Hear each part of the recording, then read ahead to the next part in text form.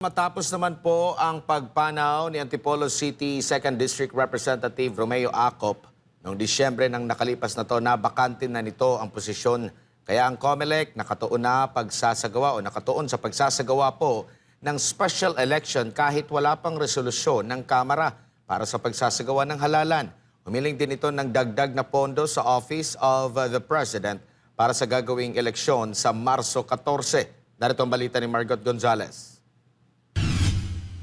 Magsasagawa na ng special elections ang Commission on Elections sa COMELEC sa ikalawang distrito ng Antipolo City matapos mabakante ng namayapang si Romeo Acop ang posisyon. Yan ay kahit wala pang declaration of vacancy ang Kamara at resolusyon na nag-uutos sa COMELEC na magsagawa ng special elections. Depensa ni COMELEC Chairman Attorney George Garcia, batay sa saligang batas, kailangan magsagawa ng special elections sa komisyon kapag may nabakanting posisyon sa Kongreso. Ayon naman sa isang SC decision sa Hagedorn versus COMELEC, hindi anya kakailanganin ng poll party ang isang resolusyon mula sa House of Representatives sa pagsasagawa ng special elections. Sumulat na ang COMELEC kay House Speaker Bogie D at sinabing hindi na nila mahihintay ang ilalabas nitong resolusyon.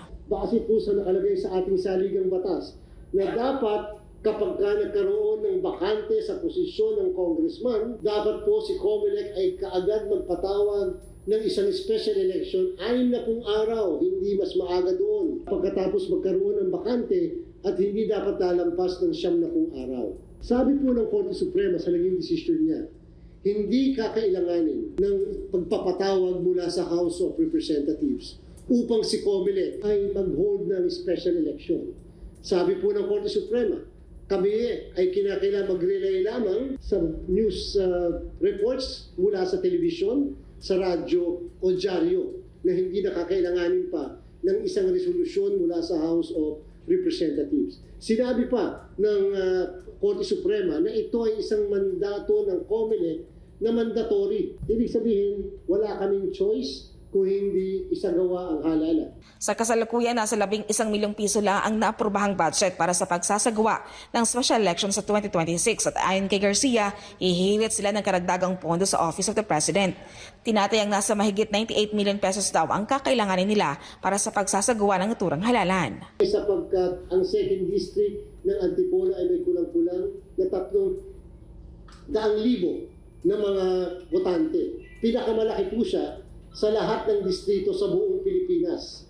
So dahil po dyan, kakailanganin nyo na mas mataas at mas malaking budget. Gaya ng mga nagdaang special elections, mano-mano ang gagawing botohan. Ayon sa COMELEC, gagawin ito sa mahigit 700 presinto at maaaring dumami pa ang presinto depende sa madadagdag na botante mula sa binuksang voter registration noong Oktubre ng nakaraang taon. Nagpalabas na rin ng calendar of activities ang COMELEC gaya ng para sa filing ng Certificate of Candidacy, election period, campaign period at gun ban. Ang special elections ay itinakda sa March 14, araw ng Sabado kung saan walang pasok ang mga bata dahil ang mga paaralan ng mga ito ang gagawing presinto.